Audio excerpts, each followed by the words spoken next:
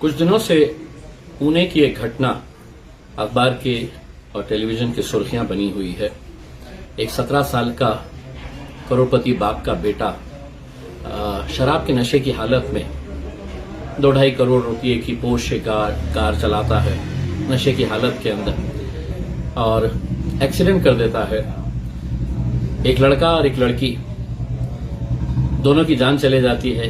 रास्ते के ऊपर उनकी लाशें पड़ी रहती है। अश्विनी कोष्टा और अनीश अवध्या, ये एक लड़का और एक लड़की का नाम है। इनका कोई कसूर नहीं, सड़क के ऊपर जा रहे, कसूर किसी और का, लेकिन जान इन दोनों को गंवानी पड़ी। सबसे पहले तो मैं इनके परिवार वालों को श्रद्धांजलि देता हूं।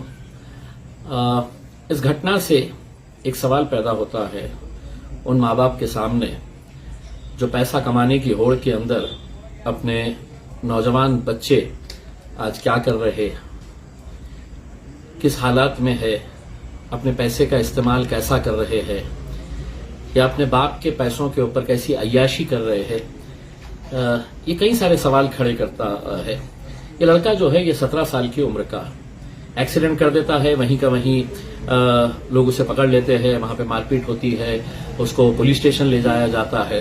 अब पुलिस का जो भी रवैया रहा होगा उस लड़के के साथ, क्योंकि चंद ही मिनटों के अंदर पता चल जाता है कि पुणे के बहुत बड़े बिल्डर का बेटा है, तो स्वाभाविक है अगर आम आदमी रहता तो उसके साथ अलग सलूक होता। और चूंकि बड़े बाप का, करोड़पति बाप का बेटा है और पता चलता है कि कुछ नेता भी वहां पे पहुंच जाते हैं इस बच्चे की पैरवी करने के लिए, जो हकीकत में एक हत्यारा साबित होता है। और मैं इसलिए हत्यारा साबित बता रहा हूं इसे, क्योंकि वो दो लोग जो रास्ते से जा रहे थे उनका कोई कसूर नहीं था। शराब 17 साल का लड़का पी रहा है। शराब पीने की उम्र 18 साल के ऊपर होती है। पुणे में बेहिसाब ऐसे क्लब्स है, मैं उसके खिलाफ हूं, ऐसा नहीं है। यंग बच्चों ने आउटिंग करना चाहिए, लेकिन इसका मतलब ये नहीं है कि कायदे कानून की कैसी धज्जियां उड़ाई जाती है अगर पैसे वाला अगर कोई है तो उसमें।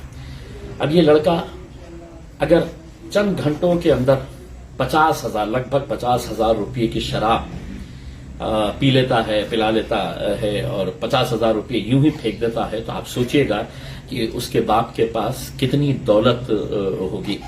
और बाद में पता चलता है कि बाप को तो पता है कि लड़का शराब पीता है करके, तो कोई हैरानी की बात नहीं है कि अगर 2-2.5 करोड़ रुपए की पोर्शे गाड़ी उसे दे दी जाती है, जबकि उसके पास लाइसेंस भी नहीं है, गाड़ी का नंबर भी नहीं है, लेकिन पैसे के अंदर बहुत ताकत होती है, सबको खरीदा जा सकता है। ये उसका एक बहुत अच्छा उदाहरण है।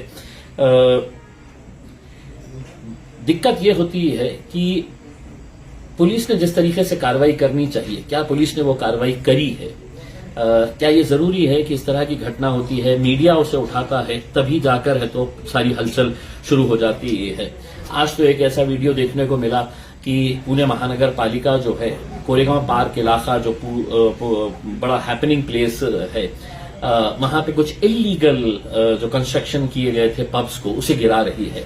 बहुत अच्छा मुबारकबाद देना चाहूंगा पुणे महानगर पालिका को, वहां की पुलिस को, कि अगर गरीब बस्तियों के अंदर छोटा सा अगर कोई एक कमरा भी बना लेता है तो उसके ऊपर कार्रवाई हो जाती है। लेकिन एक पब चलाया जा रहा है, वहां पे क्लब्स चलाए जा रहे हैं, इलीगल कंस्ट्रक्शन हो रहा है, तो आप सोचिएगा कि पैसे का कितना नंगा नाच है। कैसे कैसे अधिकारियों को नहीं खरीद सकते हैं। क्या पुलिस आंख बंद करके बैठी हुई थी? क्या ये लाइसेंस लेते हुए अगर कोई पब चलाना है तो उसमें ये लीगल प्रॉपर्टी है, इलीगल प्रॉपर्टी है, क्या इसकी जानकारी नहीं लगती है? लगती है, लेकिन पैसे में बहुत ताकत है। क्या पुलिस को ये मालूम नहीं है कि ये इलीगल बना हुआ है, इलीगल तरीके से चलाया जा रहा है? लेकिन फिर बात वही आती है कि पैसे में बहुत ताकत है, किसी को भी खरीदा जा सकता है। अगर ये बच्चे को मैं हत्यारा कह रहा हूं तो वो पूरा सिस्टम भी उसे भी हत्यारा कहना चाहिए, चाहे वो पुलिस डिपार्टमेंट हो, प्रशासन हो, महानगर पालिका हो, वो भी इस हत्या के अंदर कहीं ना कहीं से शामिल है। और वो एक बात तस्वर कर ले कि ये जो मध्य प्रदेश के जो लड़का और लड़की थे, काश अगर उनकी जगह पे कोई तुम्हारा बेटा या तुम्हारी बेटी होती तो सोचिएगा कि तुम्हारा रवैया क्या होता। उनका तो कोई कसूर नहीं था उसमें। बच्चे को फिर जुवेनाइल जस्टिस बोर्ड के सामने रखा जाता है और वो महान जज फैसला देता है कि नहीं, ये जो 17 साल का वेदांत अग्रवाल नाम का जो लड़का है उसने ऐसे लिखना चाहिए और ऐसे ऐसे कारण बताकर कि उसे ट्रैफिक रूल समझाना चाहिए, उसने एक ऐसे लिखना चाहिए और उसे छोड़ दिया जाता है।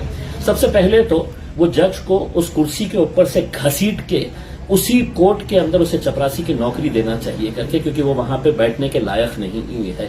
अगर उसको फैसला करने का अख्तियार नहीं है, अगर वो सही तरीके से केसेस को नहीं समझ सकता है, तो उस कुर्सी पर बैठने का उसको कोई इख्तियार नहीं है। सबसे पहले तो उसे नीचे खींचा जाए करके, फिर बाद में बहुत सारे बातें सामने आती है कि किस तरीके से ये मामले को रफा दफा करने की कोशिश की जाती है, कैसे कैसे लोग इसके अंदर इन्वॉल्व हो जाते हैं। मैं पुणे के पुलिस कमिश्नर अमितेश कुमार साहब को बहुत अच्छी तरीके से पहचानता हूं, बहुत एफिशिएंट ऑफिसर है, मेरे पास भी यहां पर कमिश्नर रहकर गए हुए हैं। लेकिन एक ऑफिसर एफिशिएंट होने से कुछ होता नहीं है।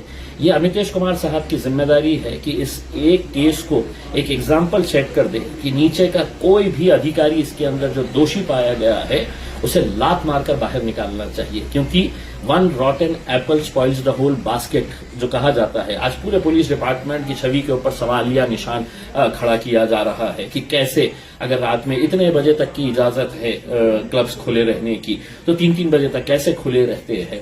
और ये सिर्फ पुणे के हद तक की बात नहीं है, मेरे अपने शहर के अंदर भी बहुत सारे ऐसे जुए खाने के क्लब चलाए जा रहे हैं। एक तो बेगमपुरा पुलिस स्टेशन के बाजू ही चलाया जा रहा है, एक क्लब जो है वो पुलिस कमिश्नर ऑफिस के सामने चलाया जा रहा था, जिसे अभी नए डीसीपी आए हैं उन्होंने बंद करवाया है। तो ये सवाल ये पैदा होता है कि यार ऐसे बहुत सारे हैं, कन्नड़ के अंदर है तो खुलेआम क्लब चल रहे हैं, कोई उसके ऊपर दखल नहीं ले रहा है। इसमें होता यह है कि जब इस तरह की घटना होती है तो फिर उसको रिव्यू किया जाता है, गृह मंत्री आते हैं और उन्हें कहते हैं कि हम पूरी इंक्वायरी करेंगे, जहां जहां पर भी ये गैर कानूनी धंधे चल रहे हैं हम इसे रुकाएंगे करके, और ये थातुर मातुर कार्रवाई की जाती है। थोड़े दिनों के लिए दिखाया जाता है कि हम देखो कितने आप कार्रवाई कर रहे हैं, और फिर बाद में वही चीजें दोबारा शुरू हो जाती है, क्योंकि पैसे में बहुत ताकत है। अब मेरा सवाल यह है कि क्या इस तरह के केसेस के लिए कानून अलग अलग बने हुए हैं? अगर पूना के केस के ताल्लुक से वो अखबारों की और टेलीविजन की सुर्खियां बन रही है, तो कुछ महीने पहले नागपुर के अंदर एक घटना हुई थी, सिमिलर सेम वैसी ही तरीके की घटना हुई थी। यहां पर 17 साल का जो हत्यारा लड़का है वो नशे की हालत के अंदर था, और नागपुर के अंदर जो घटना हुई थी वहां पे रितिका मालू नाम की एक लड़की मर्सिडीज चला रही थी, और वो भी शराब पी के, शराब की हालत में वो गाड़ी चला रही थी, नशे में थी, और उसने भी 2 लड़कों को मार दिया। खत्म हो गए लड़के, मोहम्मद हुसैन मुस्तफा और दूसरा मोहम्मद आतिफ जिया।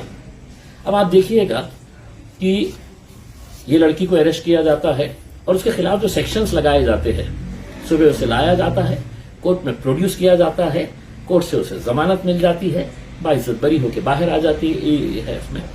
लेकिन लोग उसके अंदर थोड़े बहुत लोग उठते हैं और सवाल उठाते हैं।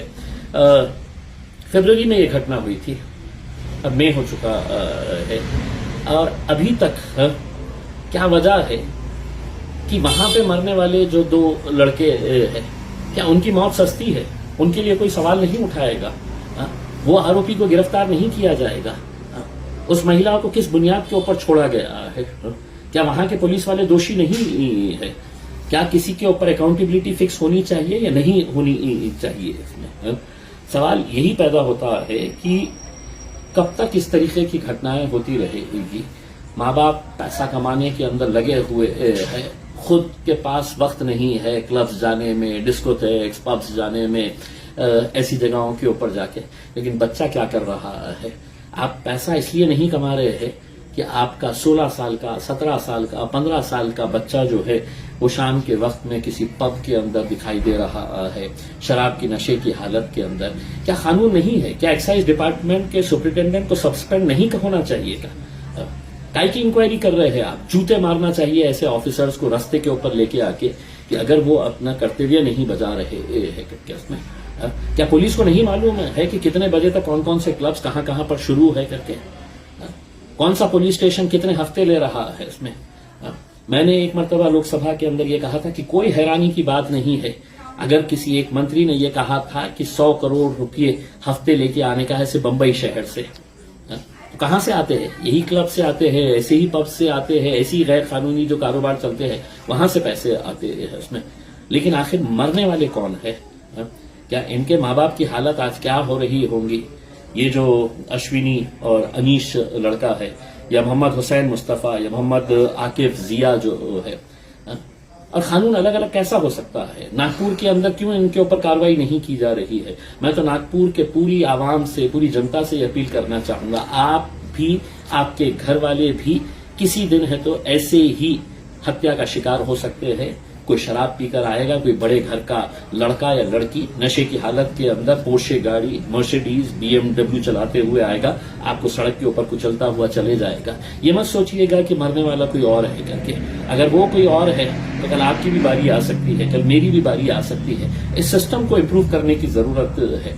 इसीलिए मैं नागपुर की जनता से अपील कर रहा हूं कि आप लोग प्रेशर बनाइएगा, एक मूवमेंट तैयार करिएगा, जबरदस्ती करवाइएगा पुलिस को कि उस महिला को, उस लड़की को, उसके घर वालों के ऊपर सख्त से सख्त कानूनी कार्रवाई होनी चाहिए। 302 का हत्या का केस रजिस्टर होना चाहिए। और अगर नागपुर की पुलिस ये नहीं करती है, मैं आपको यकीन दिलाता हूं, मैं खुद आकर नागपुर में बैठूंगा और यह आंदोलन को मैं आगे लेकर जाऊंगा करके।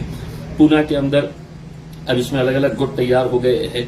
जैसा होता है कि दिल्ली में एक बलात्कार की घटना होती है तो देश भर की जितनी भी गाड़ियां हैं उसमें से तो ब्लैक फिल्म्स निकाल दी जाती ही है।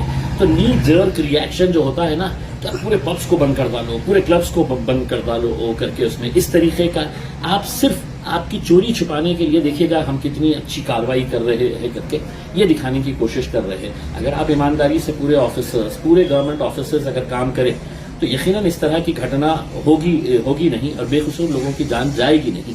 जो पूना में हुआ, जो नागपुर में हुआ, वो औरंगाबाद में भी हो सकता है, क्योंकि यहाँ पे भी कई जगह के ऊपर 2 नंबर के धंधे चल रहे हैं। रात में क्या क्या हो रहा है ये सभी को मालूम है।